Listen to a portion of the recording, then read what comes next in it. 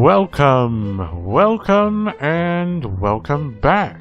Thank you for sticking with us for a much longer than anticipated delay. My name is Mel, and together with my co-host Zoltan, we take turns looking at some old role-playing games through a modern lens to see if they stand the test of time. Instead of one of us assigning the other an old favorite, this time we're both going in mostly blind. Would you believe we ran into some snags on the lucky episode number 13? Well, it's all behind us now as we dive in to Shin Megami Tensei Nocturne, here on Turn-Based Memories. Released in Japan in 2003 and then in the US the following year for the PS2. Shin Megami Tensei Nocturne is one in a long line of the running Shin Megami series that stretches all the way back to the original Famicom in 1987 and includes all of the modern Persona games which are offshoots of this same series. But enough for the history lessons. What about Nocturne specifically? Well, damn it, what about it? This is a long, complicated, and quite unforgiving little role-playing game we have on our hands here. I had originally played it after picking it up used sometime in like 2008 or so for like $60 because it was quote-unquote rare. And I very quickly bounced off of it.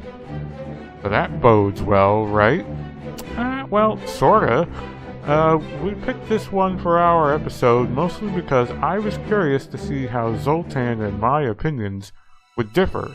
But you will soon discover my poor boy Zoltan ran aground with his playthrough and he was unable to finish. He got through a good portion of the game, but only I was able to see it all the way through. And honestly, what did I even see? So, let's start with the story. My goodness, this is not a Zoltan game, for one. This is a very dour, dark, dank, depressing, confusing series of concurrent revenge plots and mythologies. It all sort of started to make sense at some point when I stuck with it for a while. But basically, the world, or a small portion of Japan anyway, is sucked into a demon dimension and is being prepared to be reborn.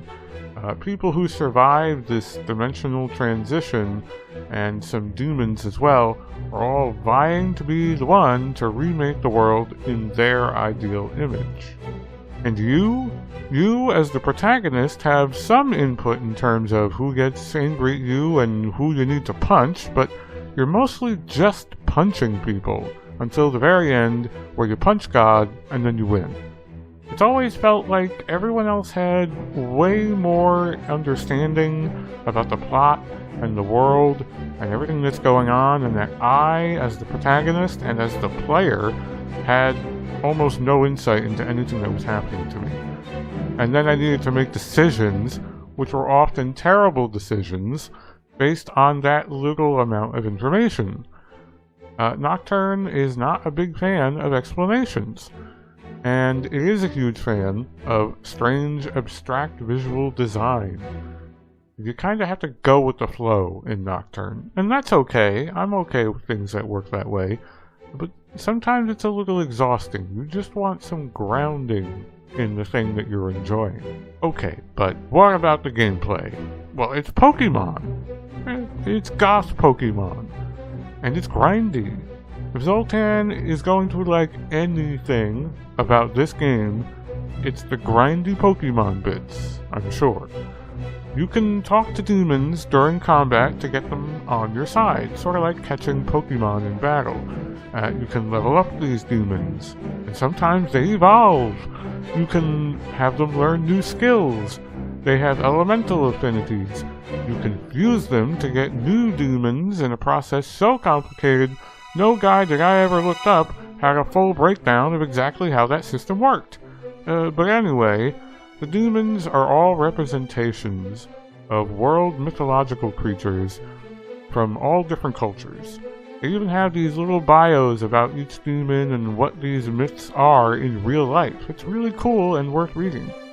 The combat itself can range from very fast to very clunky.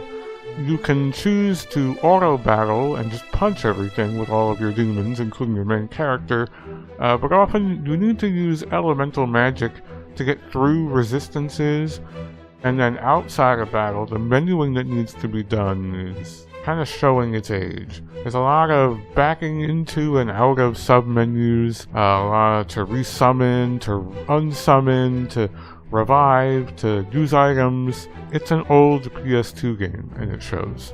There are cool mechanics at play during combat that let you get extra turns or void out enemy turns if you're smart with how you use your elemental immunities. Each combatant gets one turn. If you land a critical blow, you get an extra turn added onto the queue. If you hit an enemy with their elemental weakness, you get another extra turn.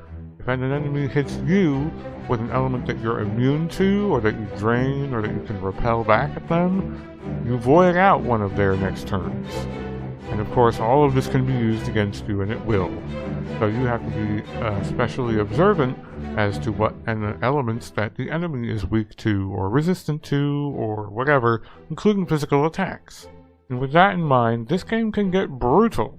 And I feel like I've been using that word a lot in this series, because as it turns out, role-playing games are kind of difficult, and for someone with my sort of schedule, they feel really brutal. I don't know what else to say.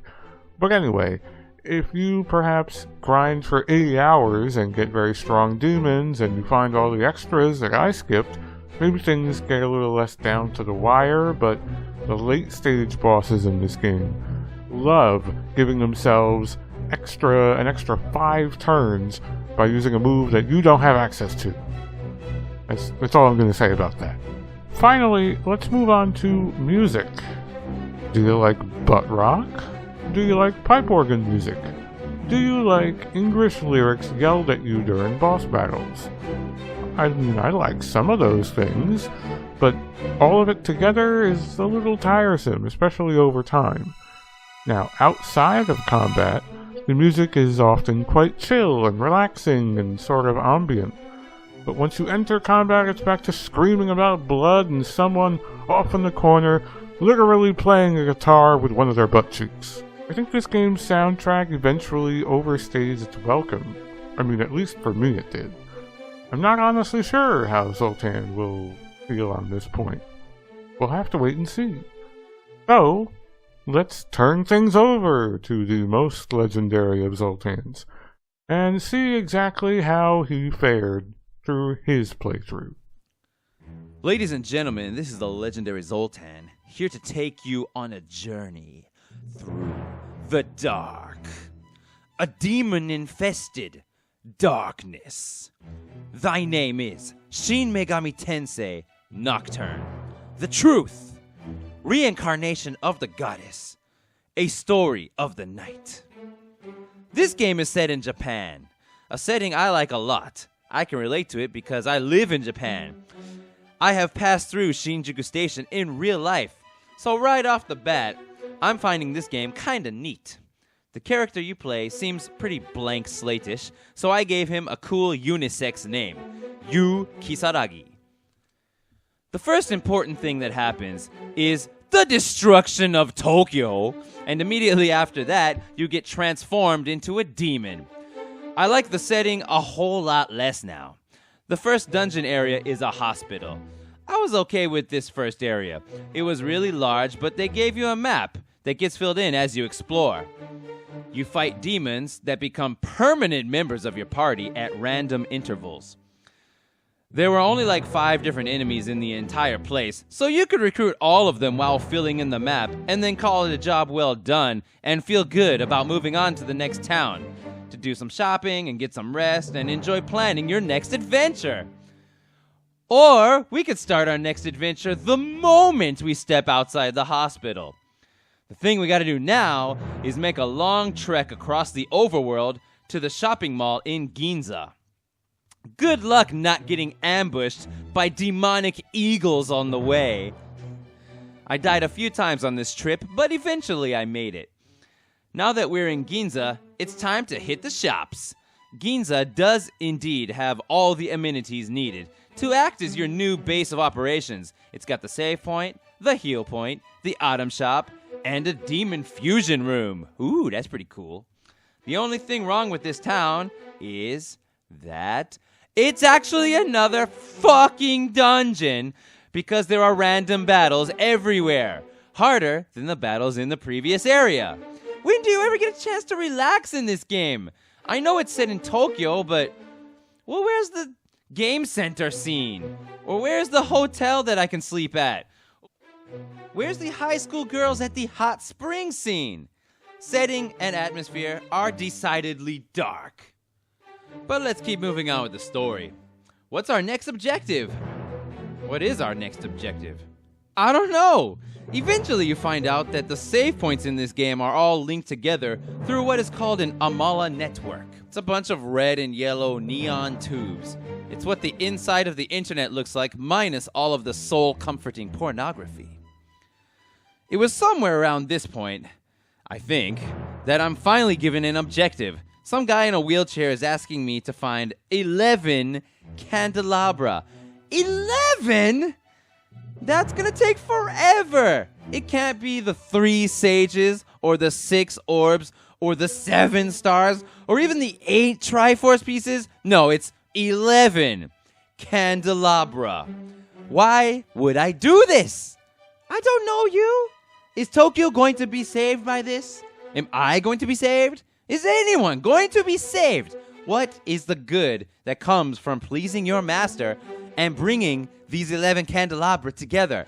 I don't see anything in it for anyone, especially me.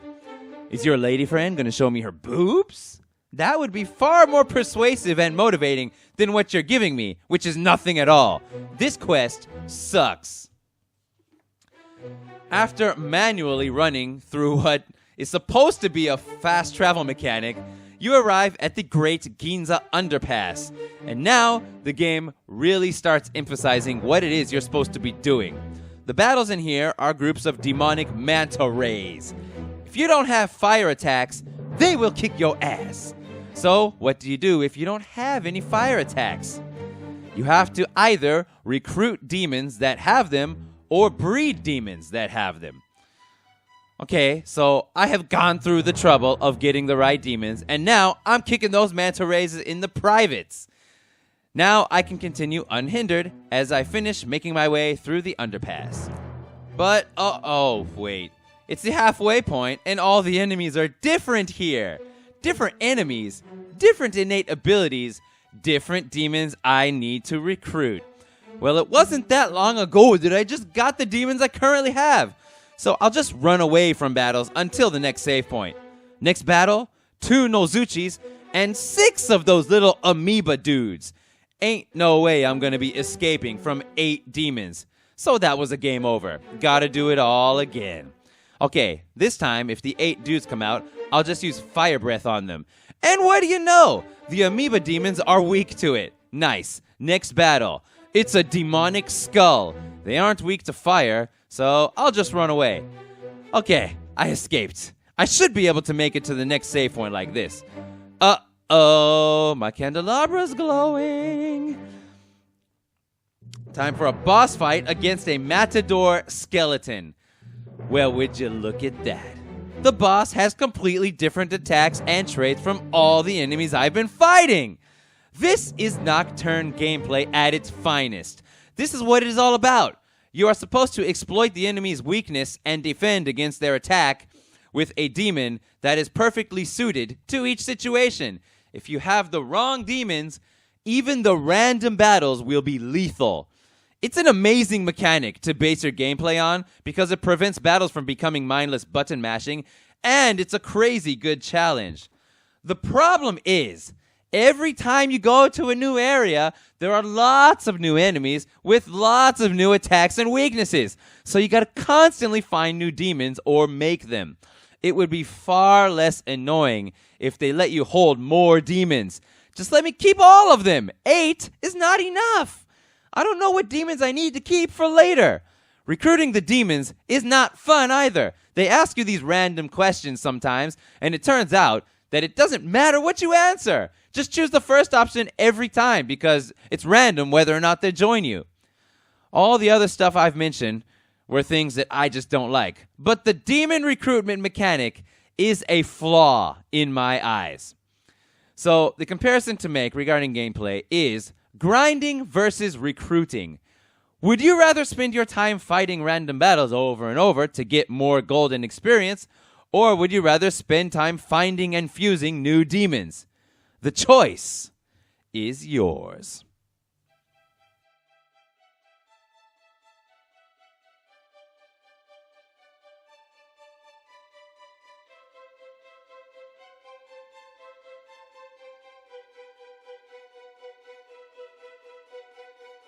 Welcome to the discussion section of episode 13 of Turn-Based Memories with myself. That's me, I'm Mel, again. And this is my co-host Zoltan. Say hello. What's up, guys? So, we're going to go over a couple of the things that I experienced, and I'm going to just throw a few questions to Zoltan based on his segment and how he was, what he kind of experienced in his part of the game, and then I'll let him throw whatever questions he has my way since, he can get through the entire thing. I'm sure he has at least a couple questions. So just going off of what you had put in your segment, just to answer some questions you may have. You do get access to more demon slots later on. So you start out with 8. Oh. And actually, I think the point right where you left off at the Mantra Tower was where you were about to get 2 more slots. Okay, 2 more. It would make more. It would make me a whole lot happier if they just just let me keep all of them, and then maybe I can't bring them. I mean, obviously I can't bring them all to the battle, but yeah, right. I don't know. You can store them, I guess, in that book. Right. But only after you found them, and then after you pay lots of money to get them to unlock them, right? Or to resummon them. Yeah. So it's funny enough. That's one of my other points. Is you actually clued me into the fact that you can actually do that with the Demon Compendium. I think I must have overlooked it. Oh, wow. Good thing I told you. Yeah, in the email that you sent me while we were going back and forth about the scheduling and whatever, you were like, yeah, so I found out about the Demon Compendium where you can buy back your demons. I was like, what? I blew your mind. And I looked at it, and sure enough, I thought it doesn't say that anywhere in the menu. It just says view. I was like, oh, there's a viewer. You can view the demons. Cool, whatever. I think you buy them at that. You take the compendium to that shop, right? To that demon fusing place, right? And that's where you can summon them, I think. And that's where you can view them. There's a menu where it says register, which I didn't initially know what the hell that meant. And then it just says view. It doesn't say like buy or resummon or anything. Well, where does it say it then? I don't remember. So when you go into the view menu, oh, that's where if you look on the bottom, okay. It says purchase or resummon. But I wasn't looking at that close enough because I didn't think that was going to be in that menu. Yeah, I see. They didn't give you a hint. So that was a big, like you said, that was a big game changer where all of a sudden you can sort of store the demons. Like toward the end, money doesn't become an issue. Demons do get expensive, and you want to register demons so that you save the skills they learned and their levels, and then they do become expensive, but you get way more money because you start getting thousands and thousands of Maka, which is the money, per battle toward the later end of the game, which is it's nuts. Huh. I guess I missed that.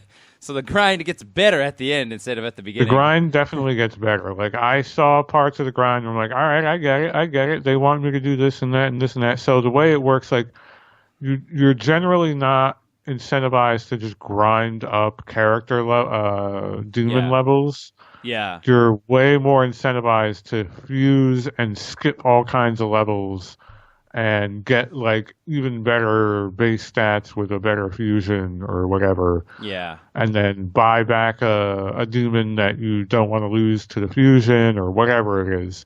Like, they really want you doing a lot of fusing. Yeah. So I read that they intentionally made the demons take a lot longer to level up than your main character for that reason. And so that comes to basically my main point of what this game is all about, and what the grind is like.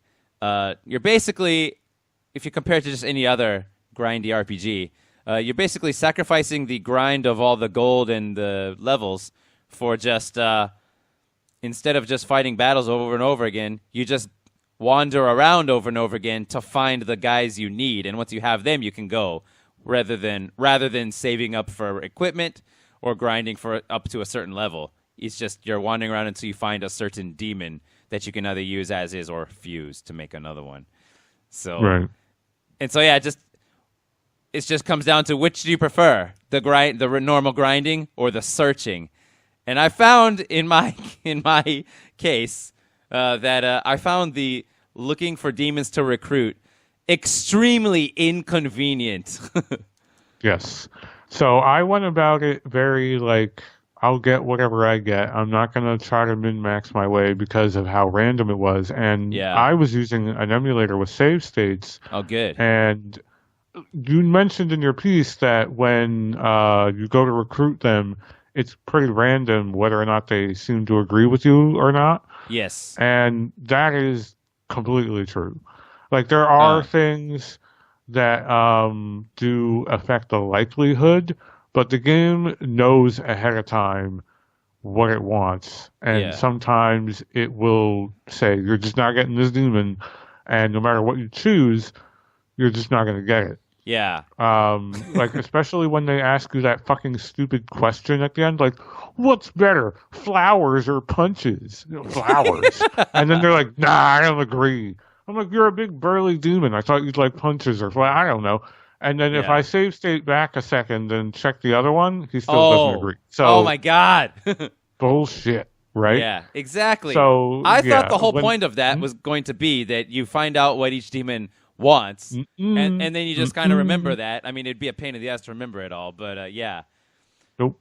And a lot of the times they do repeat the questions. All the demons are pulling from, I don't know, maybe a 20 random pool, different right? questions. A random pool with a set of 2 answers that you can pick from. Yeah. And usually that happens at the very end. I think if you got close, because that Katsuguchi, whatever it's called, phase has to be low and then like toward new. If it's full, they're not going to join you at all. Oh. If it's lower, they have a higher chance of joining you. Huh.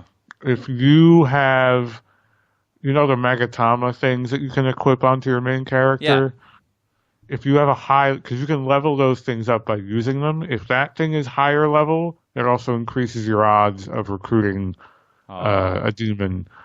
And there's a couple other things. Some enemies, some of your allies can have skills that influence whether you're successful, but there are different ones. And some demons respond more to certain, like one of them is like persuade. Yeah. And then another skill is like nag. Yeah, I got both of those. Yeah. Some demons don't like to be nagged at, but some of them will respond better to persuade or seduce. Oh, yeah. Whatever it is. Yeah.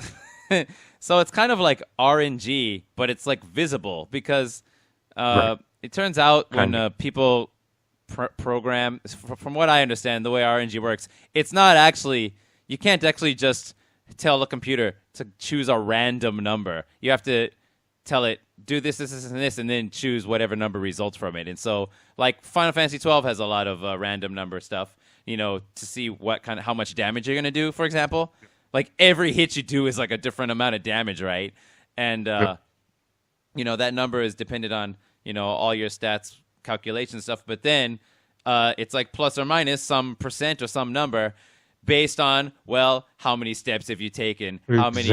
Just all these random things just push the number up, push the number down to some set amount. They're all set amounts, but it's just basically a million calculations that you're not supposed to ever be able to try to calculate. And so that's why it seems random, but apparently computers can't actually just be random, just on their own. It's all programmed. So this is kind of like that, but it's visible. If you look up a guide at least and find out, okay, yeah, so Kagutsuchi is I didn't know that when it was low is good to to Yeah. get demons. If it's at full, they'll refuse to even negotiate. They're like, the whatever thing is glowing. I can't listen to you right now. Like, they won't even talk to you. I see. If it's full. And then it's the opposite situation. When you open a treasure chest, you're supposed to wait until it's full. Yeah, and fuck that. I started doing that, and I was like, fuck it. I can't wait for, like, a better... Because you really have to run in circles for a while, and the encounter rate in this game is bananas. It's pretty heavy, yeah. Pretty damn heavy. Exactly. It's like 2 steps encounter sometimes. And every freaking encounter, like, I guess if you've already gotten all the demons you need for that area, then you're good to go. So that's the thing, right? Normal grinds, you feel weak at first. Fight a bunch of monsters, you feel stronger and stronger and stronger. The grind gets slowly easier and easier and easier.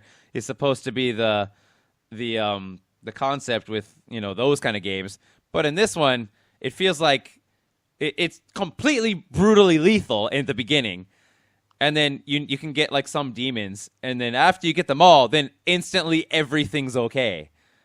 It doesn't get better and better. The game, it just jumps instantly. It gets better, and then it gets worse, and then it gets better again. Like, I feel like there are spikes in the difficulty curve all throughout the game, and I guess toward the end, when you really have done a lot of the extra stuff, it does get considerably easier.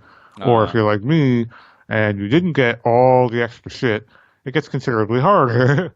Yeah. But the game is not shy about stuff that other role-playing games are a little more conservative with, like just straight up, I'm immune to physical.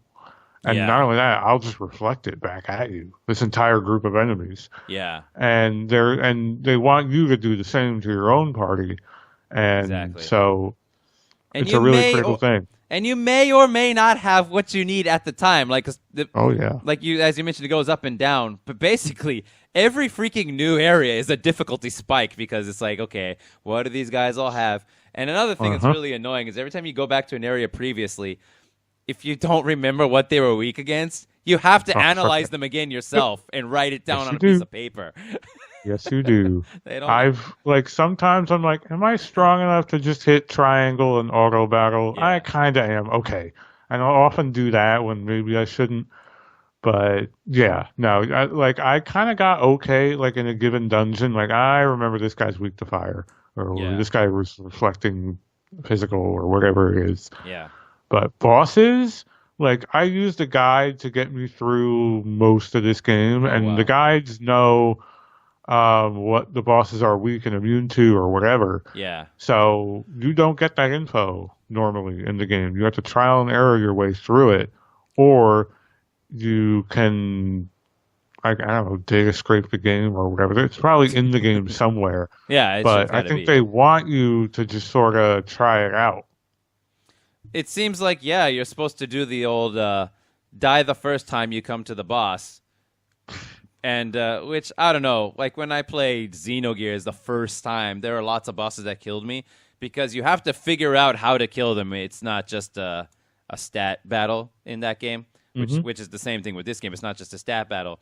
But the thing is, I don't know, it just every time it's the same concept. It's just different contents, I guess. It's just basically, do you have what he's weak against, or do you have defense against what he's going to do? It's basically that. It's basically like an elemental game, like the whole time, if you just consider everything an element. It's pretty heavily skewed toward that. There are sometimes encounters that get a little more creative, like he's going to shift up his immunities, or he's going to, I don't know, like there's a lot of buffing and debuffing is another big part of the game. Maybe later on or something. But no, I used it in the beginning too. Yeah. So there are a lot of characters who will or won't break debuffs, or they'll break buffs on you. Like, they'll cancel them out. Yeah. And whether or not they do that is another big part of the game. And being able to resist, like, big, strong fuck you attacks with like by buffing yourself up to be defensive, or by weakening them so they don't hurt you as much, is huge toward the end. And so it got so much in that direction that toward one of the last boss fights, I was save stating every fucking turn because this one boss was so strong that at some point later in the fight, he he changes like to a different phase, and then he cancels all the debuffs that you've been putting on him, and now he's gonna like two-hit everyone in your party with this Oh. giant like party-wide attack, and you can manipulate the RNG by doing different things during your round. But you'd So never know I'll what it have is, this right? guy, not normally, not unless you're using save states. Yeah. So he has attacks that I was able to survive around with, and he has attacks that would 100% wipe me out.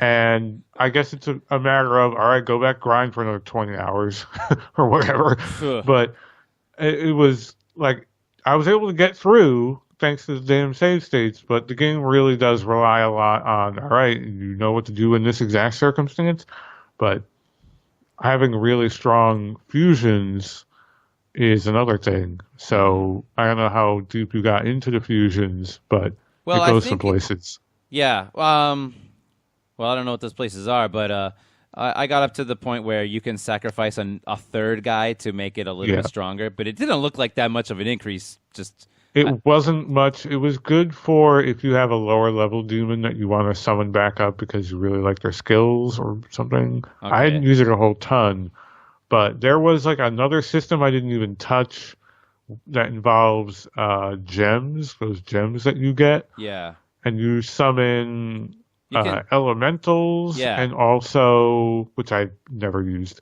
Uh, And there's also like a whole other set of like fiends, I think they're called, which are based on like side quests that I didn't do. But it's those are where like the crazy potent demons are, and that's also where you can recruit Dante. he's one of the guys you like synthesize with gems. You. No, there's a side quest where you can get him. I forget exactly the method, but I only saw him the one time you saw him, Yeah. He. I which just is fought pretty him. early on. Hmm. And then he's a pretty reasonably tough fight, I thought, Yeah, it was good. early on. I thought so too. But he does a thing that boss characters do a lot later on, which is he gives himself extra turns Oh. using a move you never have access to. Oh, That that's the becomes move, huh? You mentioned. tremendous. Yeah. Yeah, that's a thing that becomes a real big part of the later on game where, all right, can you survive this boss's wave of attacks? Can you survive 5 of them? You can if Or you do have you have the all. right immunities? Yeah. Right.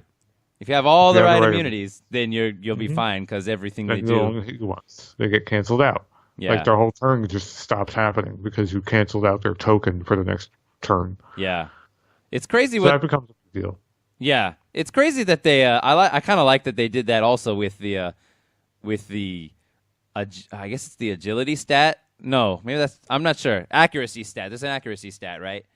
Yeah, there is. Freaking man, you just go up to hit a guy. If you miss or they dodge, Yeah, you lost your it's a turn. hard penalty. Yeah, Yeah. it's a real harsh penalty for having high accuracy. Is like you didn't just miss; you fucking lost your entire round Yeah. Exactly. because you fucking whiffed one attack, or because an enemy will void out your attack and you forgot. But it also works in the other opposite way, where if Exactly. a boss hits you and you have a character who voids physical, which is a pretty good stat to have or ability to have, they void out their entire turn too. It's pretty great. Exactly. Yeah. Um, so, what kind of demons did you use in your party? Like, you were going after certain ones to get like specific elements and whatever Yeah, resistance. because so in the beginning I was in the first dungeon. I just got all of them because there's only like Mm. 5, Oh, yeah, so you yeah, can just get sure, them all yeah, before you fight that first manta ray boss. And then right. later, when you get to the Great Gains Underpass and you walk through that sewage water, Mhm. that those manta ray bosses are like the normal enemies, I guess. Yeah, they are. That happens a lot in this game. Okay, cool. I enjoy that actually, but It's pretty cool. so then they're gonna wipe you out if you don't have what they're weak against when you first get there. And so it's like, okay, you analyze them, and then you run away from the battle, and then Kinda. you go back to some other area and try to find somebody who has fire attacks, and Mhm. so I was doing that. It's like that's what you're supposed Sure. to do, right? In this game, get the guys who are most suited to the area or whatever. But then, like I said, it's like awesome. I'm wiping out all these manta ray guys, and I did that because I could do that really well after a while. I just like, okay, I'll grind a little bit here, give myself some extra stats, and kept going through that whole area. Eventually, I got to the point where you're supposed to get the key to the guy, or give something to the guy, and he'll open the gate for you in return. And then you go through there, and you're almost about to meet the Matador skeleton guy. But before you do that, that new area you just stepped into has different fights, like the Nozuchi and those skull guys. It's like, and I died because I have fire guys right now and not whatever they were weak against or whatever.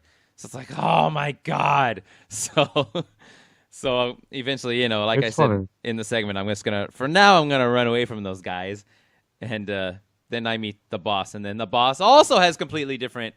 He has that Mazan attack, which is a force attack, and honestly, force. Yeah, and so I find it pretty annoying that what he has is not what I have. What I was really liked though, that I thought was amazing. It's like, okay, whatever. I just have to get freaking force protection, and then his Mazan attack will not hurt me anymore, not much, and he'll lose his turns, and I'll kick his ass, right? So I did that. I got some guys, and I used the right Magatama, and I was basically protected against his Mazan attack, and he kept losing his turn. Halfway, or maybe like after the last third, he switches up his attacks, and he starts doing this crazy thing where he powers up, like he does focus or something. And then he does this crazy physical attack on you, which when it's powered up, it can maybe one shot a guy, depending on how resistant to physical they are. And I was like, dude, oh my god. And I died like 3 more times because of that. But I thought that was amazing. Was a tough fight. Yeah, and I thought, holy crap, that's amazing. The game is telling me you need to have the right defenses and attacks to get through all the battles. The whole freaking game is telling me that. I arrived at the guy. He has only a physical attack and Mazan, and I have protection against Mazan, which hits everybody. So I protect against that one. Which really, in retrospect, I probably should have just gone ahead and protected against physical instead. But I didn't know how I could do that with anybody except for the main character anyway, who has a Magatama for it. But yeah, and then it's like, okay, I'm safe. I'm gonna kick his ass. You're kicking his ass. You're kicking his ass. And then all of a sudden, he completely switches everything on you and starts one-shotting your demons. I beat that battle with just the main character in the end. They all died. Yeah. They all died. So I thought that was amazing. And so, yeah, the difficulty is amazing, in my opinion. Like, I thought it was good for that reason. I like that. It's pretty good. I think it represents a pretty, like, uphill, like, you're always looking uphill in this game. Yeah, you are. You are always looking uphill. You really are. And this is also one of those games where it's like, I feel like this is an old role-playing game thing where, oh, you want to resurrect a character? Oh, man. Gotta wait till later until you get that ability for whatever reason. Like, if anything dies early on in that game, you have to go back to town and pay money. The heal place, yeah. Yeah. Or maybe you have 1 or 2 items that can bring them back to, like, 3 HP. Yeah. But it was a while before I was like, and they're expensive, but it was a while before I was able to just regularly buy those. And then it was even longer before I had skills that would resurrect characters. Yeah. But it was, so a loss is like a big deal. Totally. And, yeah, I never even got to the point where you can actually get skills to resurrect guys. I never got to that point. But, yeah, that comes along. Yeah, the best healing spell I had was just Medea. And the one that just heals your whole party. I got that from Inugami, those really, really long dog gods. Oh, yeah, those guys. They're kind of cute. So here's another thing. A lot of these proper nouns are very Japanese. So it was kind of, I'm not very familiar with all of this stuff, and some of it kind of blended together in my head, and I had a hard time, especially looking at like a list of my demons, my lineup, and going, all right, who's this guy? What's a Nozaguchi? What is this? Yeah. And you can't rename them. So you have to Yeah. like go into their status and go, oh, all right, and those are good. Okay, this is where it is. Yeah. So was it any easier for you with more familiarity with Japanese? I think it was because Was first of all, I know how to pronounce everything. sure. All the Japanese ones, at least. It's Shin Megami Tensei, Aha. and yeah. For example, Inugami, freaking Inu means dog, so it's very easy for me to remember which one is Inugami, right? That's definitely going to be easy. So I mean, that they helps. did try and incorporate a lot of other cultures, mythologies, not just Japanese. There's overwhelming dominance of Japanese, though, for obvious reasons. Yeah. But toward the end, they start involving a lot of like Christian, like angels and demons, Yeah. and really like kind of with traditional names for them too, as well as like Hindu gods and things, and some South American things too. It's pretty cool. Yeah, I think it's cool. I like all that kind of stuff. Although I haven't really studied most of them, but I like hearing the name and then either finding out later or previously knowing that that's a real thing. Hmm. Yeah, I think as far as I'm aware, they're all based on some kind of real world mythology somewhere. Except maybe the Matador skeleton. He's based off of matadors. Ah. So that brings me to my other thing. The candelabrums that you are collecting early on in the game is actually an introduction to a very, very long side quest that you don't have to complete. Are you That's saying not that like that's not the main plot? Is to get the candelabra? Mm-mm. What? Nope. They kind of make you think that, don't they? I But thought it was, it's really yeah. not. I honestly am not. I think the candelabrums are just to prove your worthiness to that old man who talks to you on that weird stage. Yeah. That makes no sense. Yeah, it makes no sense.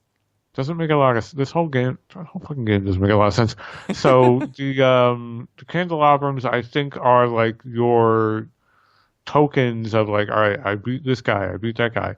And in order to get them all, you have to sometimes go out of your way to find those demons. They won't always like bump into you. Yeah. And then you have to choose to fight them. Like, do you want to stay here? Are you sure? The game will say that. And then you can fight them in that same weird boss arena that Matador skeleton was in. And they're all pretty tough. Wait, and they're all really, in that like, same boss arena? Those bosses are, yeah. Oh my god. The And they're all freaking skeletons. Apocalypse Mountains Red Sky area? Yeah. And Oh, they're all that area skeletons of some sucks. kind. Oh, they're all skeletons? Yeah, they're all weird skeletons. One's a fucking total ripoff of what's his name? Who's that Marvel character on the bike with the Oh, there's a guy the like flaming that. skull? Maybe Yeah. Hell Rider or something like that. I forget. It's on the tip of my tongue. I forget. But anyway, yeah, they're all skeletons, and they're all really like hard, puzzly boss fights where they change up what they do.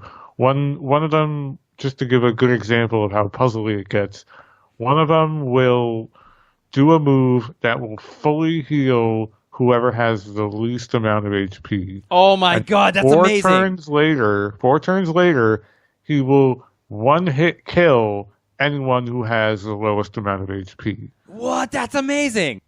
Right. So it's a total puzzle of, all right, I gotta bring in a demon who has really low HP so that he doesn't heal himself. Yes. And then I have to not heal that demon so that he kills that one and not my main character.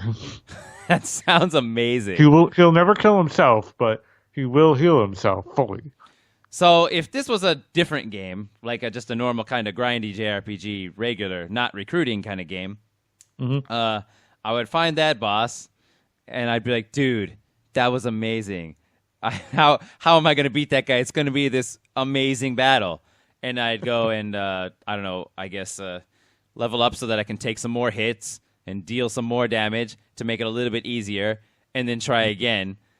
But in this one, I don't know if that's the only thing they do. Then yeah, I guess really all you have to do is just have a bunch of demons to just switch them in and out, maybe. But he also has like his attacks that have properties, right? Like physical and nerve and mind and all that. So you also have to have the demons that can block against that stuff, and also an attack that's gonna damage the enemy as well.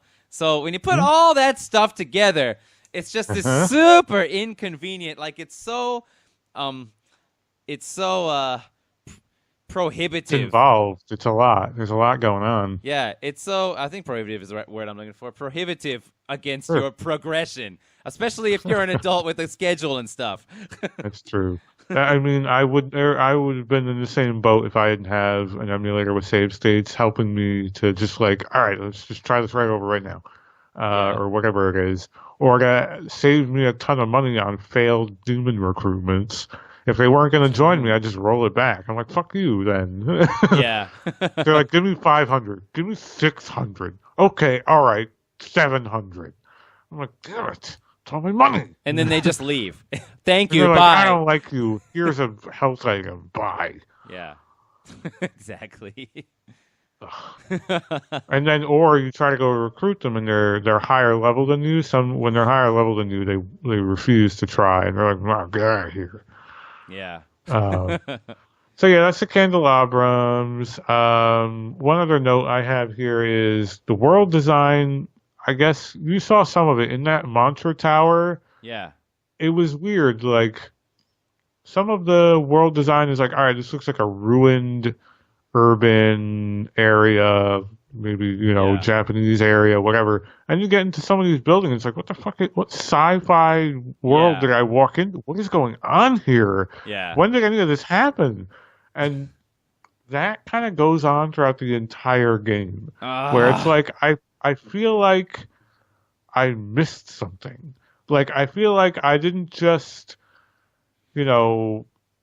black out and then someone put some tattoos on me and called me a demon. What I feel like happened is I've been in a coma for like 10 years and the whole world has been like new rules and like everyone's talking about the mantra and the nihilo, like everyone knows what the fuck they are. That's a good point. Everybody knows I had no idea. Like, I kind of, through context, was like, all right, these are a group of demons, I guess. Why they called the mantra, don't know. And these guys are really, like, the mantra's whole shtick is they're really about power, and they want to make a new world all about the strongest survive. And the nihilo, which I guess is actually cleverly named, are all about, like, nothingness. And they want the new world to be just a full blank slate of stillness. So Weird. it's kind of a play on the word nihilism. But is that what it's supposed to be? I didn't notice that. But definitely that's what that's trying to be. I don't know if that's like taken from the Japanese version at all, or if that's just something the translators, localizers put in there or whatever. But nihilo, nihilism, similar thing. Yeah. So that made sense to me at least. But then there's another group that has to do with like all about self-preservation and loneliness, and it has a totally different name. You might know what it is. I don't remember if you were to see it. I can't remember what it is. I only remember the groups, the word. mantra and the assembly of nihilo. Right. Those are the two that you start out with. Then there's 2 or 3 others based on, like, basically every non-demon character that you come across, like your friends from the original world, you end up fighting all of them. They all end up slowly trying to get in on this, like, recreating the world thing. And they slowly all become demons in their own right. And they all have these, like, really sort of, like, monomaniacal, like, all right, this is how it has to be. No, you're wrong. This is how it has to be. And they kind of all get down their own little rabbit holes on that. One of them sides with the mantra. Another one sides with his own, like, they all try to summon their own gods to recreate the world in that god's image. It's very strange. So, and you end up basically punching all of them. Punching your old best friend. Honestly, that was the funniest thing to me is you're this crazy demon with all these powers, and all this guy does is just like wheel back, whap, punch. Like that's what your character does. You mean in a story scene, or you mean you kept using auto battle? Combat. No, if you want to do a physical attack with your main character in combat, punches. I just thought that was funny. I see what you're saying. Yeah, still the default attack is just a normal punch. No weapon. You're going to do a lot of punching even later on. Like auto battle is pretty useful later on. I love the speed of that. It's really fast. It's really clever. Like that was forward thinking. They cut down the animation by a good half. I'm like, Yeah. I get it. All right, yeah, yeah, Pacha, pacha, pacha, pacha. Next enemy. yeah, exactly. There it is. And if you do it that way, and you just button through all the ending, you're in and out of battle very, very quickly. If Which you is very can good. do that. If you can do that, When right. can you And do that? It seems kind of rare to me. It's fairly rare. Toward the end, there were a handful of like arrangement of demons where like I can auto battle this. These guys are all pretty weak, and it might take a little. I'm gonna do a round per demon, but I'm not gonna die, and they're gonna die. So whatever, auto battle. But So sorry, I wanted there are to a ask couple- you about the yeah, story. go ahead. About the characters that you have to fight that were your friends before. So Uh-huh.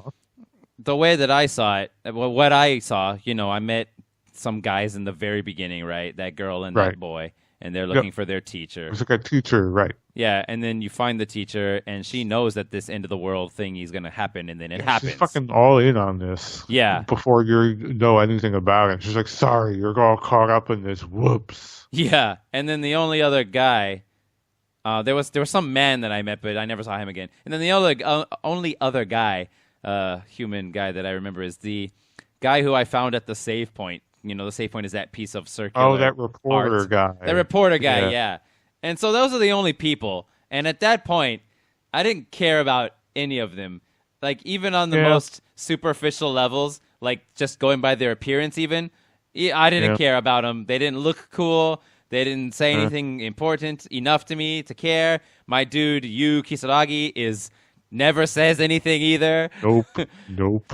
And yeah, so, and then the next time I saw a guy, that was a big deal was when I saw one of those friend dudes get like I guess his not his maka. What did he get? He got something sucked out of his body. Was it Oh, maka? the Magutsuchi. Magatsuchi or something. Yeah, he got that sucked Yeah. out of him by like the gate, the guard at the front of the freaking mantra tower or whatever. Yeah. And I was like, oh shit, did he just get killed? But apparently no, he didn't get killed, and then he was thrown in like a jail cell or something after that. Yep.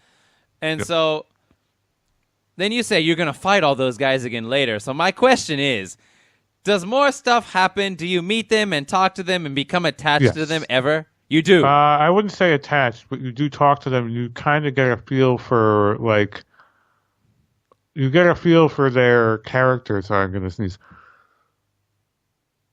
Should I feel bad when I have to fight them? When you have to fight them? Did you feel bad? Like I think it's more like, ooh, you lost your way. Like one of them is very like, I don't need anyone else but me, and all I want to do is create a world where everyone has whatever they want for themselves, and that's what I'm going to fight for.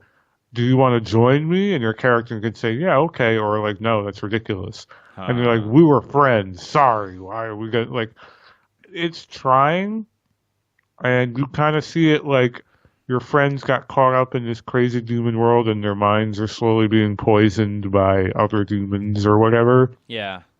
But there's not a ton of story points in this game. It's mostly just the combat and running around, and meeting other characters who know what's going on when you don't know what's going on, and it kind of stays at that pace. Huh. That's the thing that I think this regular Shin Megami Tensei game, which is the first time I've ever played just a normal Shin Megami Tensei game. I played Persona 3 before, and the thing that it doesn't have that I think could help me kind of stick with it longer is, I didn't really care about all those people that I was with. I mean, as soon as you meet them, then the world ends, and then you're a demon, and you're just fighting other demons, and it's like, okay, whatever. I don't know what happened to them, and I'm not gonna have like the chilled out. In Persona 3, you go back to your dorm room every night, have chilled out conversations with your dudes, go to class with them, and study with them. Like they actually have like the study scenes, the in-class session scenes in the game, and all that makes me kind of want to. Makes me want to stay with them. Plus, they also have that thing called the social links, where you watch these. You keep going, hanging out with them to watch these casual bonding kind of scenes, and then the scene gets deeper and deeper, and eventually they tell you their deepest, darkest secret. Like, it could be anything. Oh, yeah. But, like, for example, one of your friend is actually desperately in love with with your teacher, with both of your teacher or something.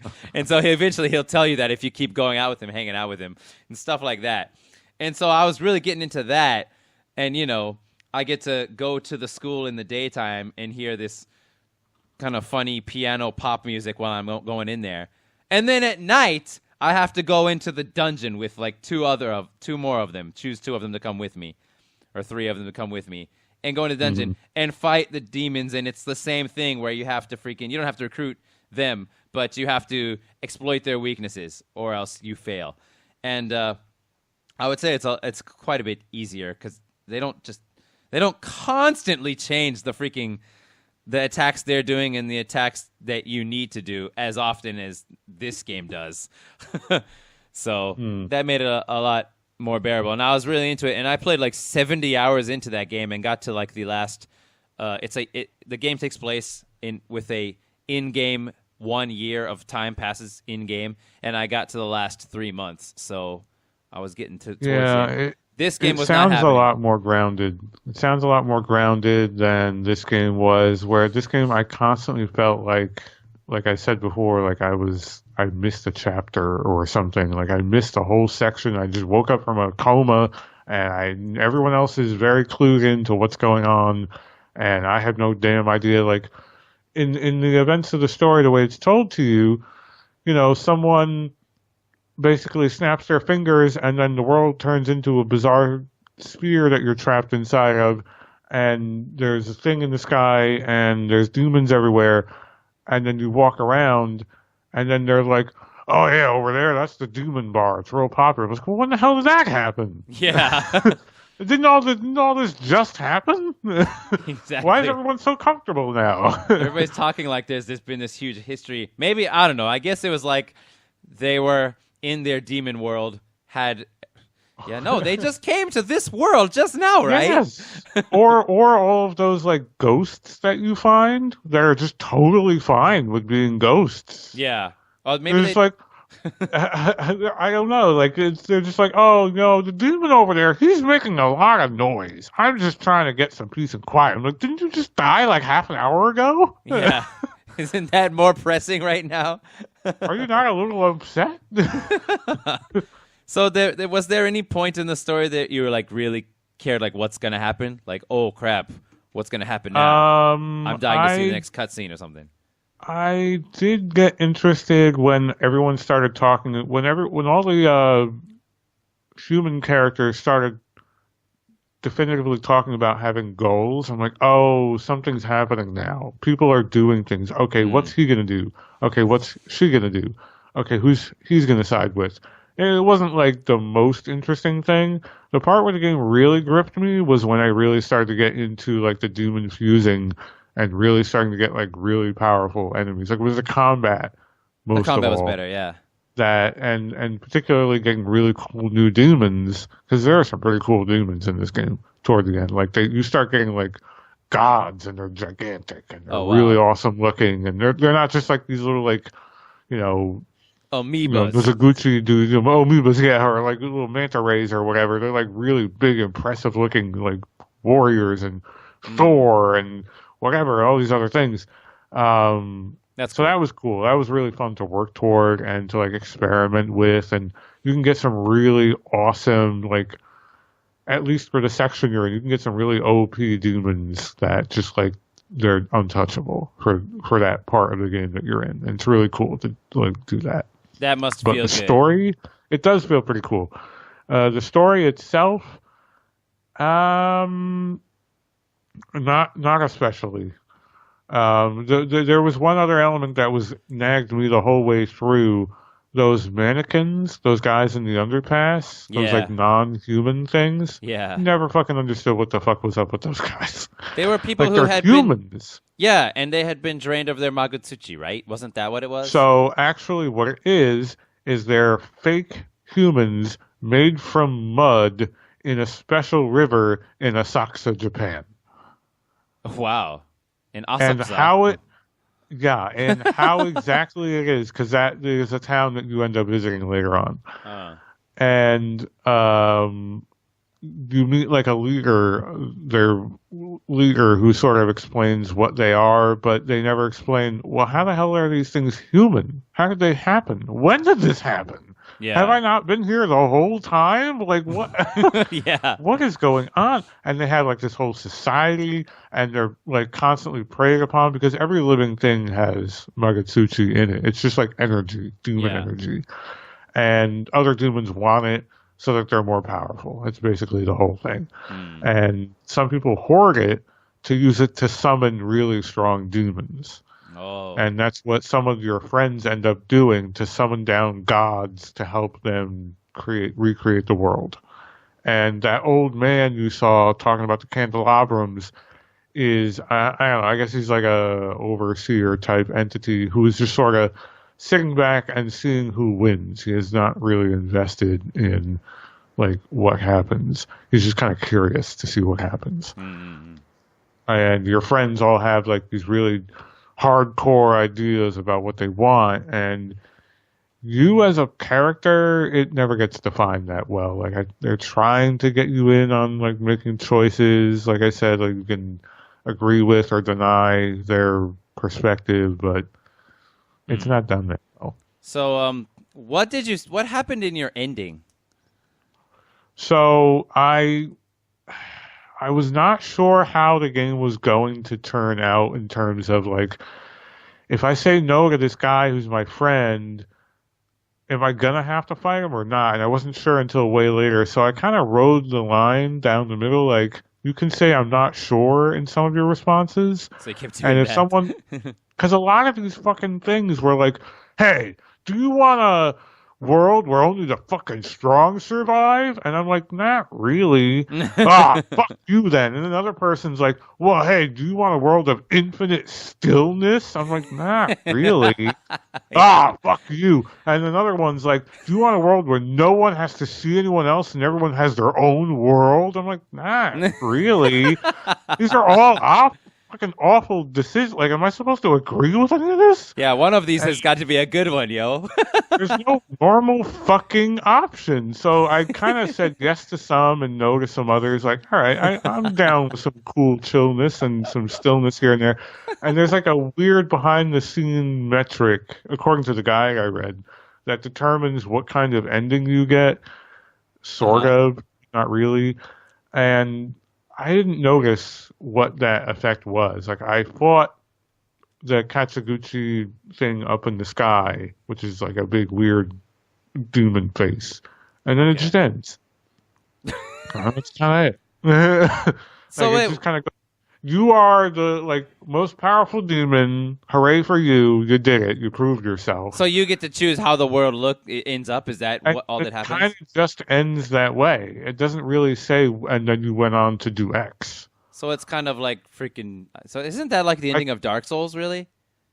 Maybe. You're the new king of the world, or something. Or not, or you choose to end the world in that game. You can choose to end it, or you can choose to inherit it and be the king of it, I guess. But in this game, I think what they want you to do is either avoid or confront certain people.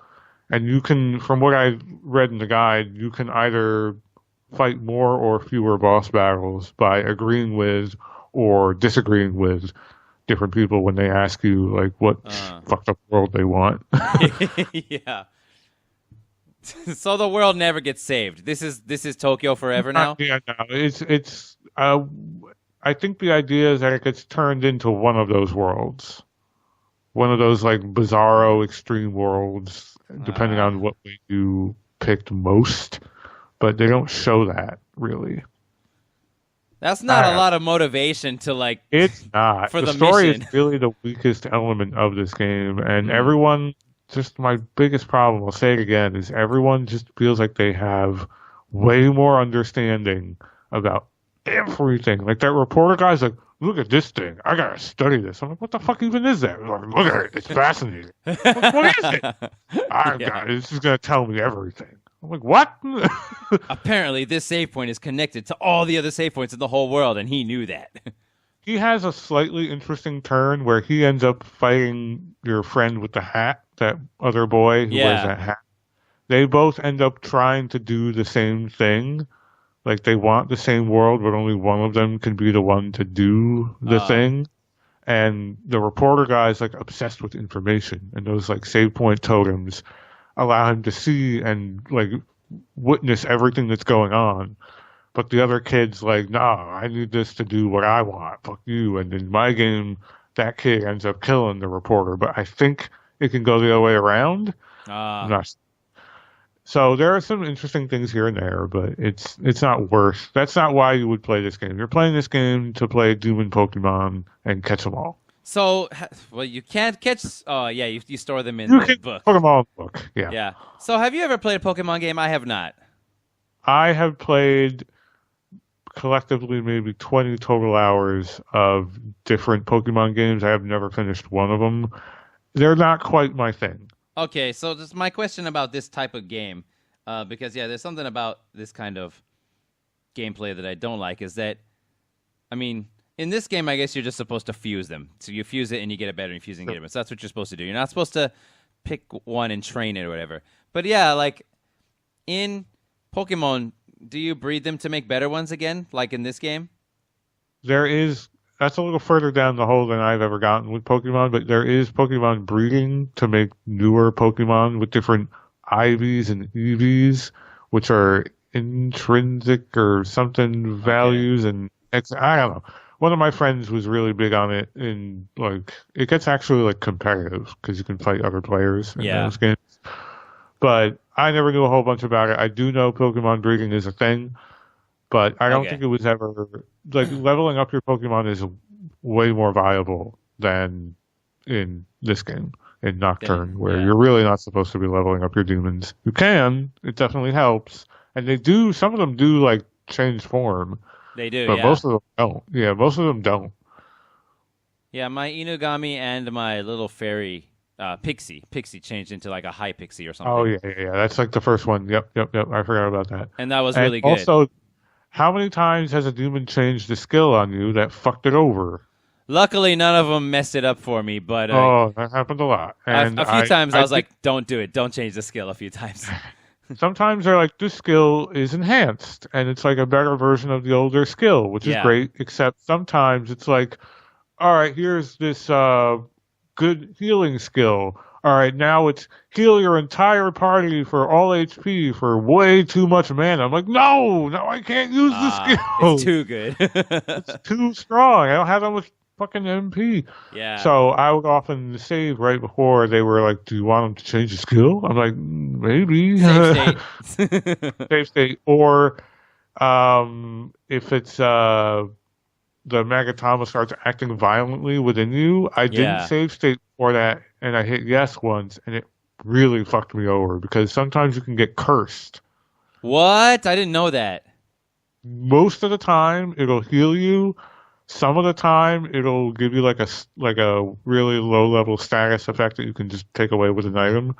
Sometimes you'll get cursed, What does it do? and curse does two things. The good thing that it does is it gives you access to a separate method of doom infusing that you can only do while you're cursed. Oh, whoa. I've never used it because being cursed sucks. Okay. What's the bad? So when you're cursed, you will randomly do.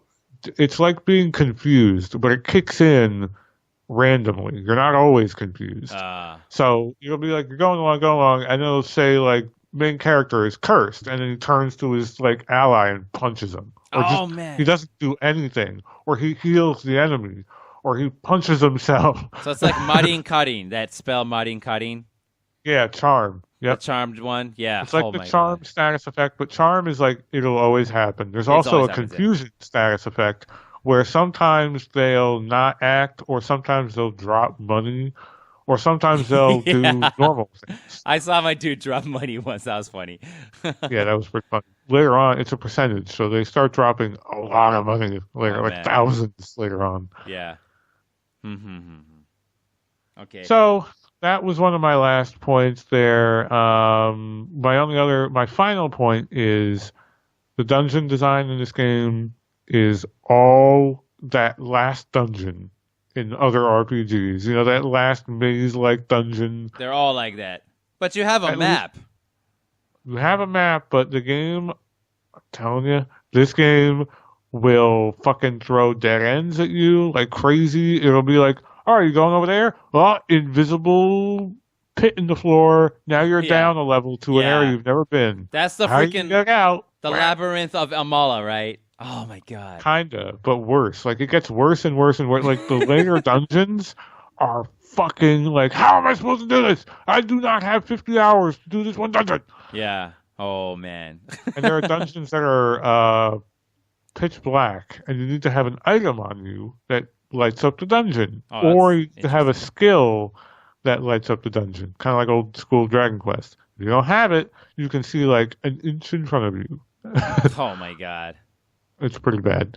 Luckily, I knew ahead of time what to bring, but I was like, man, if I didn't fucking have this shit, fuck that. Yeah. Oh man, what would I have thought if I got into that dungeon? The game. It's really, Go ahead. yep. It's really, they reuse a lot of assets too, so it's Oh, like really? visually very confusing. Like, there's a lot of underground mines with doors that all look the same, and they're like, this looks very familiar, and the maps start looking the same. Like, the map can help you, but it's like, I don't really still know where I'm going. So I ended up defaulting to a guide quite often. Yeah, maps would definitely be useful in this game. So the dungeons like this wouldn't be as bad if it wasn't the situation where any random battle might possibly kill you. And where you could fucking run out of resources. Like, it was more than halfway through the game where I had a reliable way of refilling my MP without being at a town and healing. Like, you are able to get enough of those items and other methods later on where MP stops becoming so critical. But toward the middle, all the way up to about halfway point, I was like, I'm low on MP. Fuck. I have no way of fixing this. And in the beginning, when you're like fighting guys, and especially if a guy dies, but even if they don't die and you keep using MP to heal your guys, then when you finally go to the heal lady, is that just a human? I don't know, but I don't know what she is. yeah, when she freaking heals all your HP and MP, you lost like more than half of the gold you gained during the fight grinding. Kinda. Yeah. At the beginning, at least. Yeah, no, the penalty, the resupply cost is fairly stiff, and the other shit that you want to buy maybe is also pretty expensive. Yeah, everything's pretty expensive, especially in the beginning. That all rounds out toward the end, like toward the midway point and the later ending point. Money and mana, those all go away. Like, you get characters that refill their mana after every fight, basically. Like, they have cool. skills for that, or they refill it more when you walk around. So Oh yeah, that's pretty cool. I read that there's like one of those tunnels in like the Amala tunnels that you fly through. You know what I'm talking about? Yeah, the Amala network. You go back in there a couple times. Right. But you know those tunnels that you just float and fly through, and there's coins and things in there that you can pick up? Coins? Or I don't Maka, remember at this least. at all. You know what I'm talking about? Like, there's... Like, when you want to go to see that theater, that weird theater where that dude with the wheelchair is. Oh, yeah? You fly through that... You fly through a tube. You don't remember what I'm talking about? Yeah, I do. I remember the cutscene where you're, like, sort of flying through that tube. That's not a cutscene. You control the guy, right? Oh, I only did that once. I don't think I remember. Okay, I read You're controlling that guy? I don't remember that at all. Yeah, you had to, like, go... There's some weird random barrier things. I don't know what they were. That if you touch them, you get hurt. I do remember this. But then if you get the thing that looks so early. the things that look kind of like coins, that's extra Maka. So if I remember correctly, the very first of those tunnels that you go through, the most perfect one you can get. I went through it over and over again. Because it's better than fighting battles for money.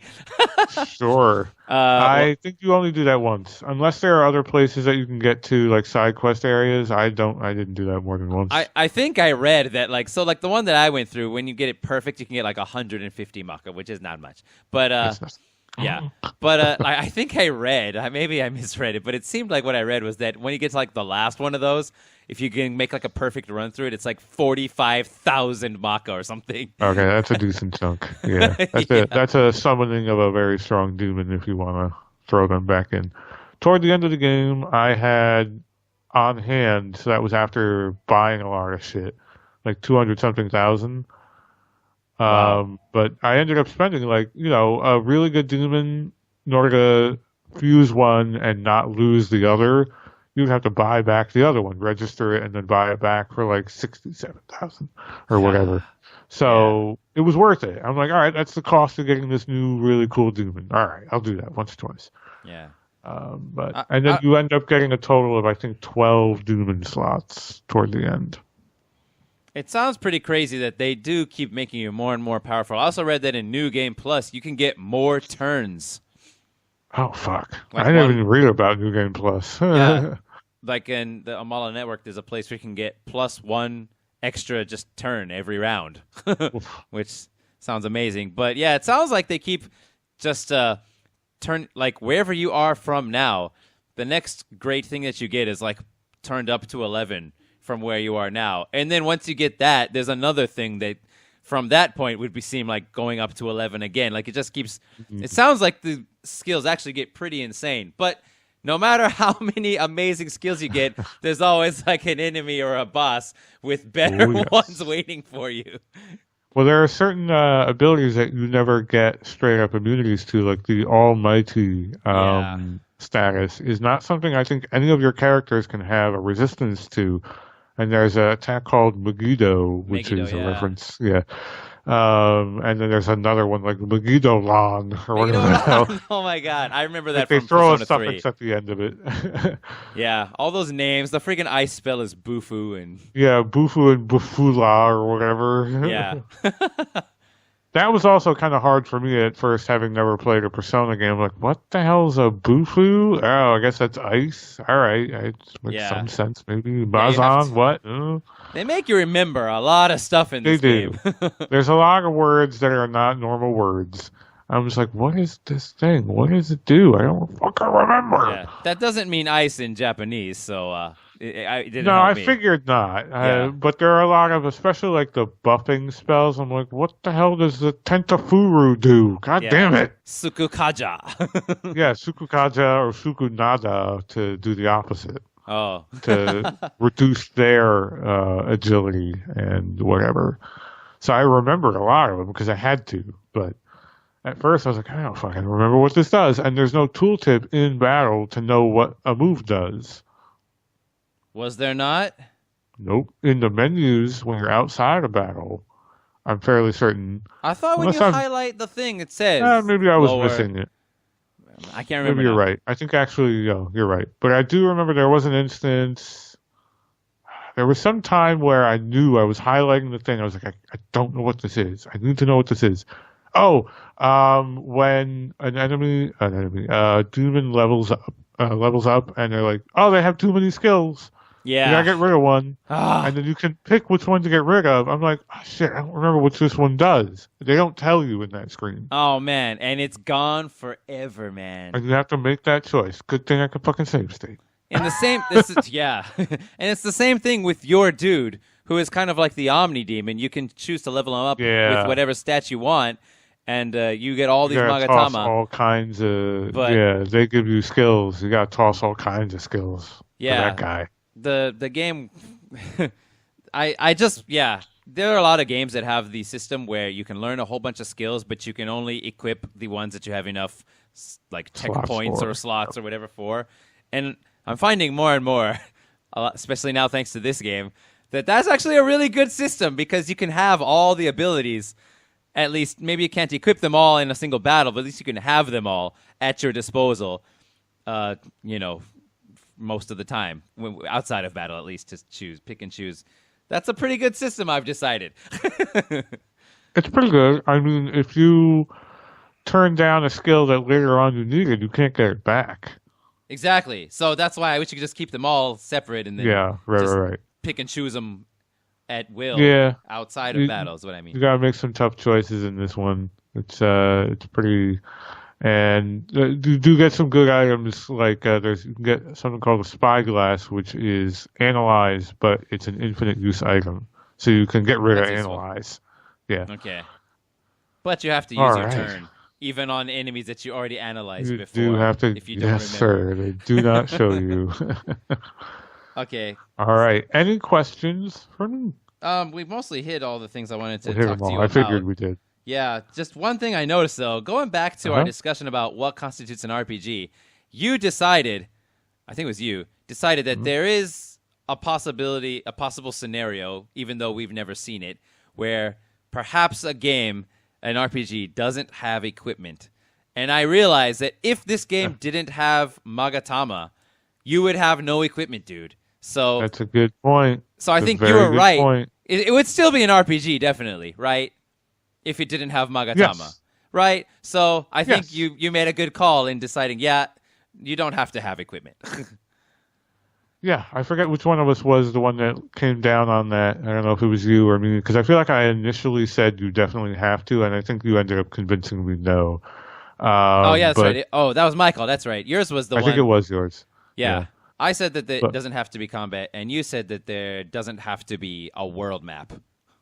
Oh, That's, yeah. that's what it was. Something That's what like it was. that, Yeah. Stages are okay, is what you said. So yeah, without Megatama, you would not have any real equipment outside of the skills that you learn from the Megatama. Well, do skills count as equipment? You're kind of equipping them. You can't unequip them. You're learning them. I guess it's different. I'm gonna say, But yeah, you can't sell. You never them. get like a sword or a shield. You never even get armor. Yeah, you don't get anything, right? You don't get anything to put on this dude. You can give him 1 point in your categories, and then you can potentially learn a skill, and then you have the Megatama things that give you different resistance. They boost your stats a lot.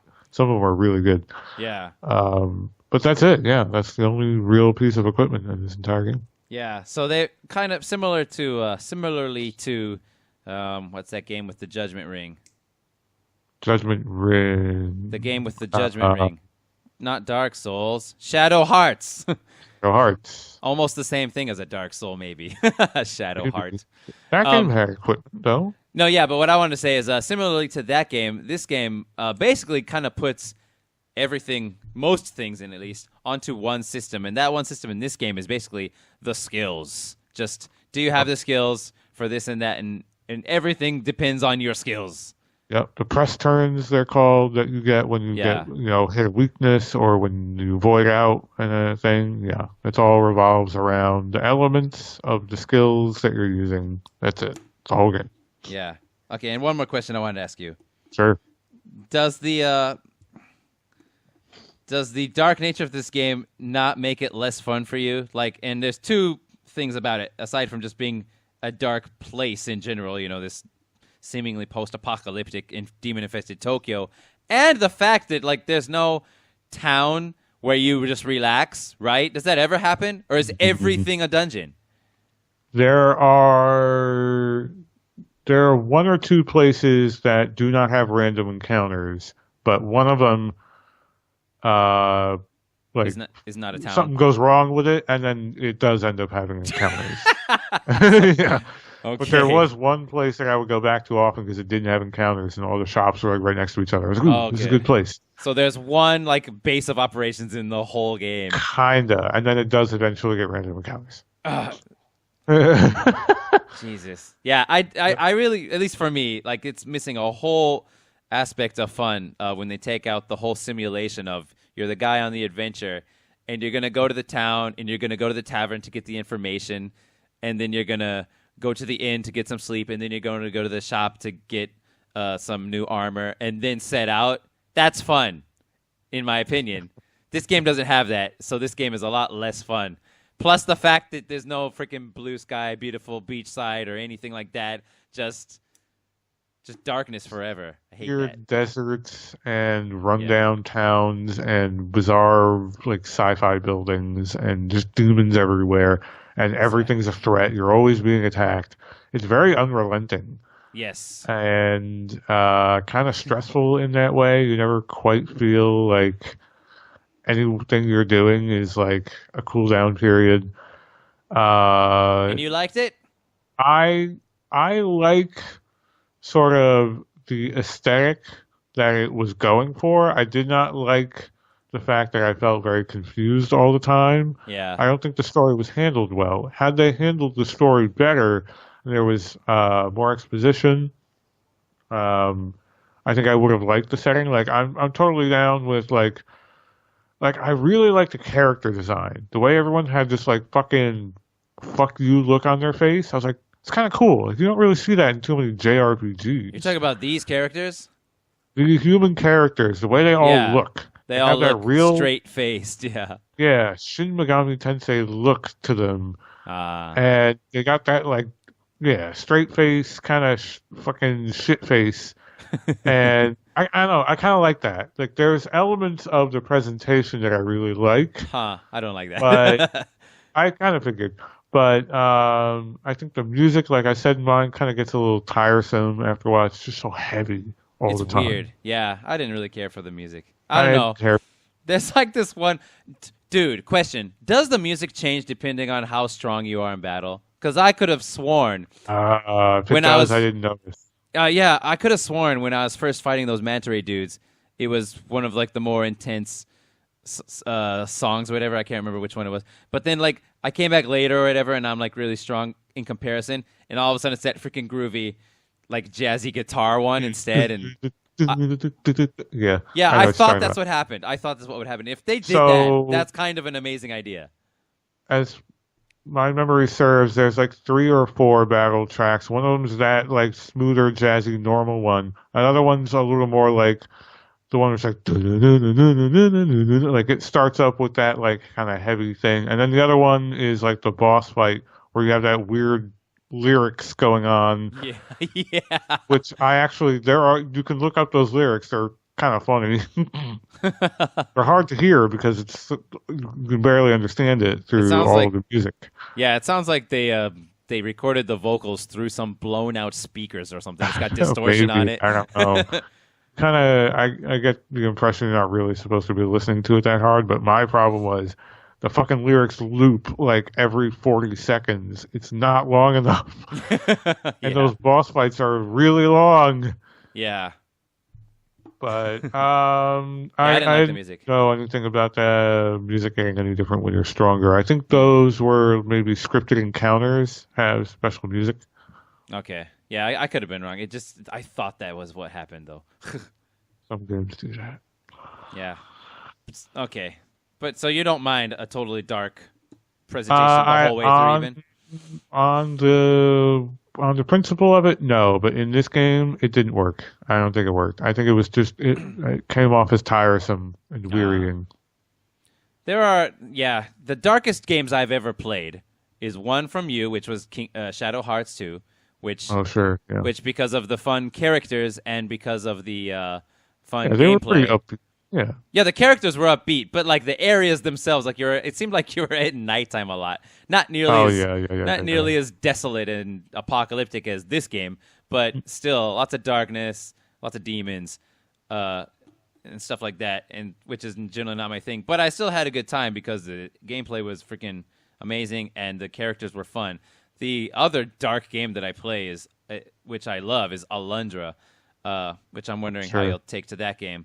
I am Also, curious too. yeah, it's also a challenging game, but it's not anything. It's not an RPG. It's a puzzle game, really, more than anything else. And yeah, I don't know. I could enjoy Alundra because why? I don't know. I mean, I like the music way better. That's for sure. And the graphics are 2D sprites, so even though the entire atmosphere is kind of dark, the drawings themselves don't feel that dark. Because, I don't know, they're just like bright colors on 2D sprites. You know how 2D sprites will look. And I guess that's just the difference. And then that game does have a village, and the story is easy to follow. This game doesn't have any place to rest or relax or regroup or anything, and the Nope. story makes no sense. You have no companions. You're all alone. Yeah. You never talk to anyone who isn't like maybe demon. an enemy. Yeah. Or a demon, or like kind of a distant friend, or like losing their mind. Yeah. Yeah, it sounds like I wouldn't have been attached to the characters if I had played all the way through. And then when I finally met them and had to fight them, I feel like I wouldn't have cared too much. It's not like yeah. It's not like Kingdom Hearts where like just Kingdom Hearts 1 is all I'm talking about, where the whole story is basically you're two like 13-year-olds and one of you chooses this path and the other chooses this path. You were friends before and you end up becoming enemies because you both love the same girl. And that was freaking heartbreaking for me to watch because they're just freaking they're just like 6th graders, man. It's too early for them to be growing apart over a girl. Oh man. And then one of them takes the light side and one of them takes the dark side, and maybe you know what happens, but so, I know the bits and pieces. Yeah, so that's what I could enjoy about the whole story with Kingdom Hearts 1 anyway. But yeah, this one, I don't care about those guys. No, they're barely in the game, like overall percentage-wise. There's not a lot of story happening in general. Yeah, I saw the dude, get his Magutsuchi or whatever sucked out of him by another demon, and at first I thought that he had just died, and I was like, whoa. But that was it. I didn't really feel bad. I was just like, whoa, that dude killed my friend. Yeah, there are some other things going on where those mannequins get tortured, and you're like, that's disturbing. I don't care. Are these things aren't even really humans anyway? Like, I don't even know what. Like, it threatens to be interesting all the time. It never gets there. It's rated mature. Does it ever get really gory or really disturbing?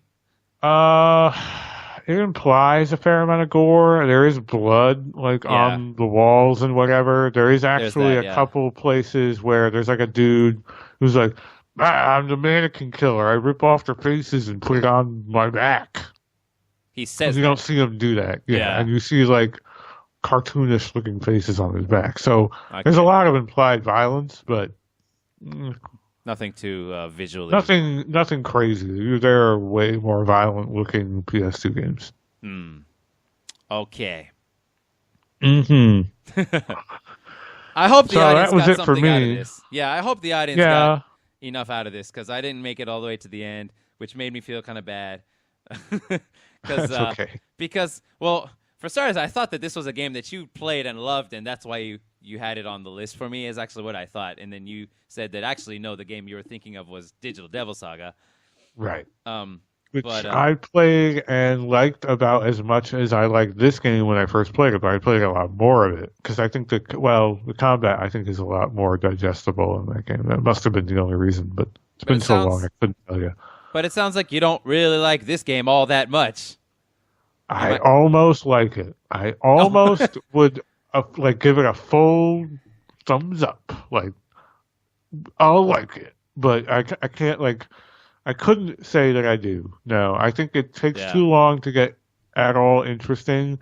If you're really, really, really into grinding and you have a lot of time on your hands, go for it. Because I think the combat in this game is pretty cool. And the demon system is pretty cool. But everything else about it, including the music, which you're going to hear a lot of, and like the menu systems and just like the general progression, like where do I go, not great. You didn't like the menus? No, I thought the menus took forever to fucking get through. Like everything took 2 extra button presses, I felt like. Oh, yeah. Yeah, that's right. There are like four different sub-menus in the freaking battle menu. Like you have to keep pressing left or right on the D-pad.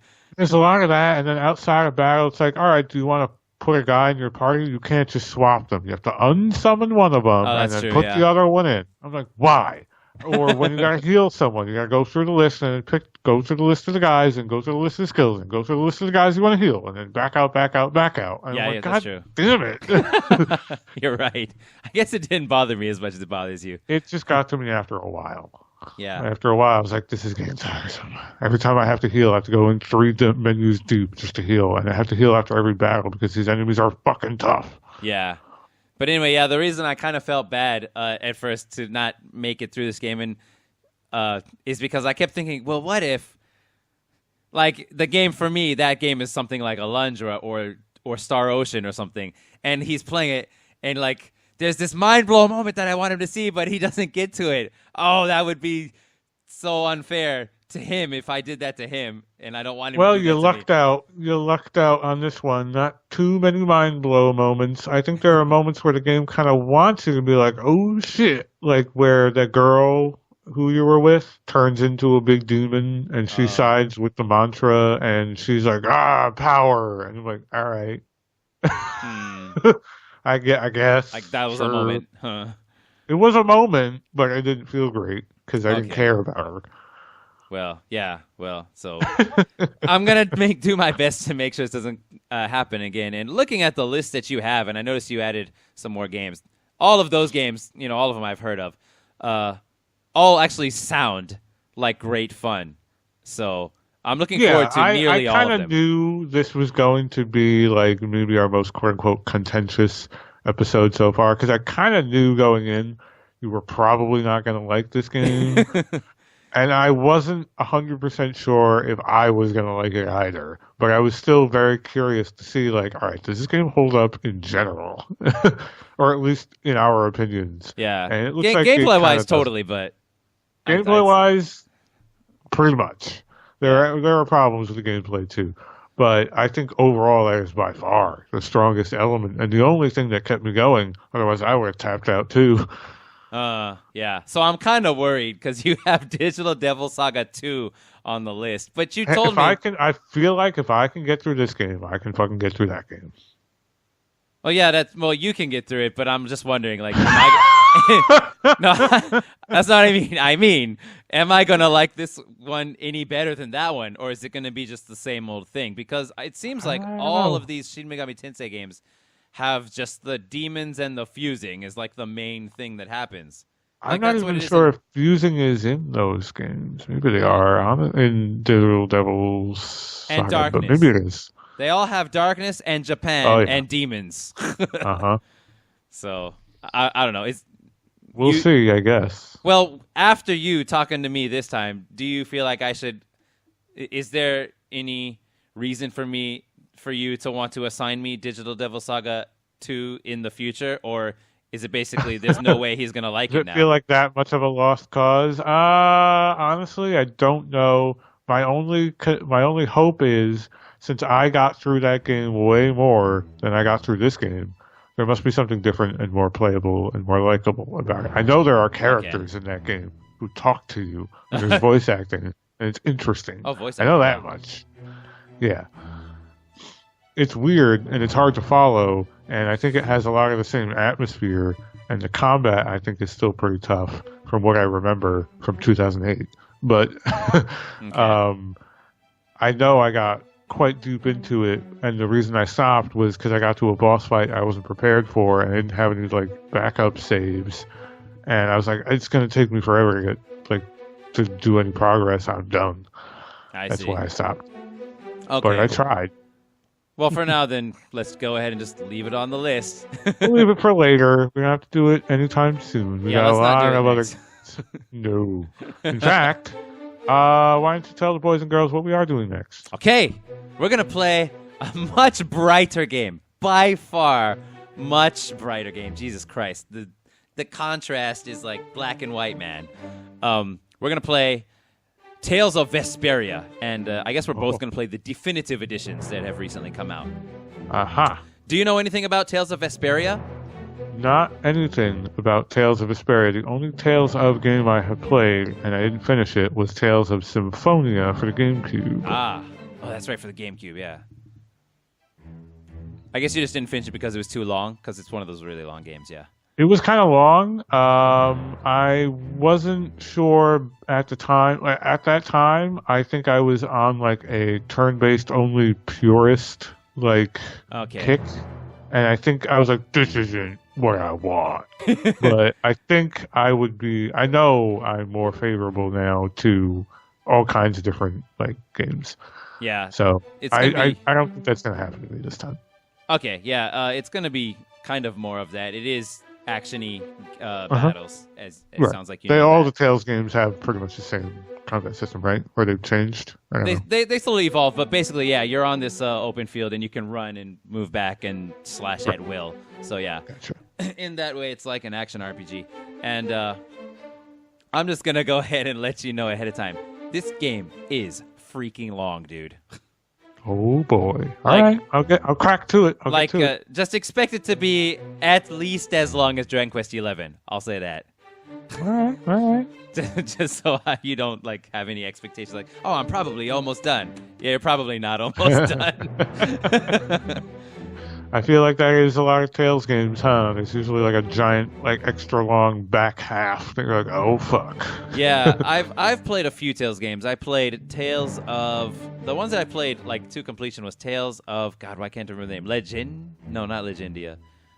Okay, a PS1 Tales game that I can't remember the name of, and then Tales of Destiny 2. It was called in America, I think. Tales of Destiny 2. Okay. Yeah. And then I played Tales of Exilia, which I platinumized. And okay. Yeah, and I have also played this game, of course, Tales of Vesperia. And this is the only Tales game I'm gonna ask you to play, and it is, in my opinion, the best of those three that I have played, and it is, in many people's opinion, one of the. It's in nearly everybody will say it's one of the best, and of course, to some people, it's the best one. So when did it originally come out? I'd have to look out. It's a while ago. PS3, beginning of PS3 era. Okay, I was trying to get a feel for what the era of game we're talking about here. Yeah, beginning of PS3. Sorry, that's not too bad. Yeah, that's not too old. It's not too old. Yeah, and it looks great on the PS. I already started playing it on the PS4, and I guess you're gonna get the PC version now. Yeah, if it's on Steam, I'm almost positive it is, but that's where I'll be playing it. Yeah, and the thing about this game is that when it first came out, it was an Xbox 360 exclusive in the West. Oh, it was one of those early, locked Xbox JRPGs. 360. Man, remember that time period? Yeah, they thought they were going to take over PlayStation by locking down all the JRPGs, but eventually... They had Enchanted Arms, woo! Yeah, that one never actually came out. Oh, no. Did it come out on a PlayStation console? That fucking came out. No, oh, no. I thought that one never did, right? West? No. Yeah. No. Yeah, I didn't play that game. I don't know anything about it. Terrible game. Was it terrible? I read enough reviews to avoid it, but it's classically bad. It's really bad. Okay. But anyway, Vesperia is classically good and considered one of the best Tales games. And yeah, like I said, it's the game that had only the Xbox 360 version. But when I played it back in the day, I went ahead and played it in Japanese on the PlayStation 3. I just took my chances with it. So lots of story stuff that I didn't understand, but I was amazed by it, and I hope you will be too. All right, we shall see. Yep. So we're going to get cracking on that right now. Yeah. Maybe it'll be another 2 months. Hopefully not, but we'll try. We'll do our best. So the best way to know if it's going to be 2 months or 1 month, hopefully it'll be 1 month, is to subscribe, because that is your best form of notification. Yeah. I guess hitting that bell is actually the best form of notification, so do that too if you feel so inclined. Let other people know if they are interested maybe in both a scripted and a freeform show where we discuss role-playing games. Now, normally, like I said at the top of the show, what we usually do is assign someone else a game that we're more familiar with. This time, what we're doing is we're both playing through a game. Well, actually, no. You played through fully. Yes, I have platinumized this game, right. So I know all about it. Different that you're aware of in this game? Have they added content to this game that you haven't played, or is this entirely just a up-res, Final Fantasy 12 type deal? It is just an up-res, I think, of the PlayStation 3 version, which has a lot more content than the Xbox 360 one that came out in English. But since I played the Japanese one, I've actually played and platinumized it. I've actually played all the content this game has. The whole spiel. Okay, great. Yeah, just gonna. So we have then moved back to our original format. Yes. Where one of us assigns the other a game that one of us is very familiar with. And then we're also going to sort of measure, did this game sort of progress well? Is this just me liking this thing? Is, trying to get more of a objective-ish perspective on the whole deal. Yeah. And that will be our next episode 14, right? At 14? That's right, it will be 14, yeah. All right. So, yeah, stay tuned for that. And I want to thank all of you for listening and watching, if you're watching this. And I want to thank my co-host Zoltan. Thank you, Mel. Alright, stay tuned for Tales of Vesperia. Bye! Goodbye.